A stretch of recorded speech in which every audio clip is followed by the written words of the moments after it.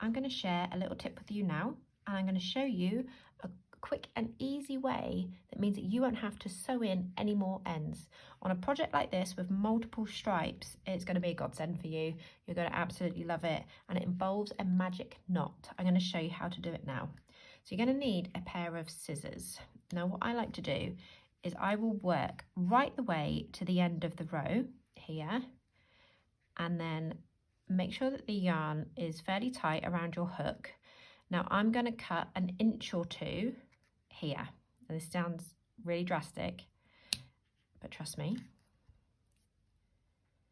Okay, now we're going to take the new colour yarn, which is here. So we're going to get this one ready. Okay, now we're going to take the hook out really gently, and we're going to remember the size of this little piece of yarn here. And I'm going to frog back just a couple of stitches just to give me a little bit here to play with, and we're going to make our magic knot. So for this, I'm going to take the new colour yarn and I'm going to wrap it around my old colour and just make a little knot and pull that nice and tight. Okay, then we're going to go to this end here and we're going to do the same. So take the old colour, wrap it around the new colour, and then make a knot. Now this is where you want to remember the size that you cut off. So we're going to try and aim to make the knot leaving the same amount of tail there. I think that's about right. Now I'll take this end here and this one and give it a little pull to make sure it's nice and tight.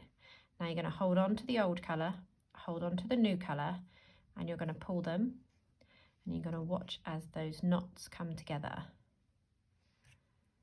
Okay, like that. Now I'm going to take the scissors again, so I like to sit it over my finger here.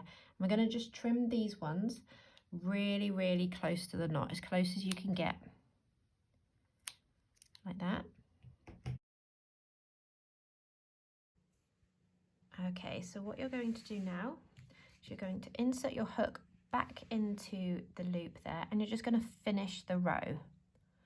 What's going to happen is your new colour is going to come right at the end of the row.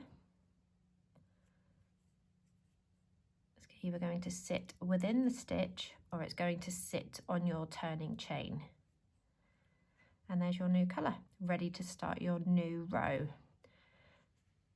Okay, there you go. As you can see on my pattern here, you can't really see any of the knots. I haven't had a problem as long as I've been doing it with any of the knots coming undone. Let me know what you think. I hope you like it. I hope it helps you out, and thank you for watching.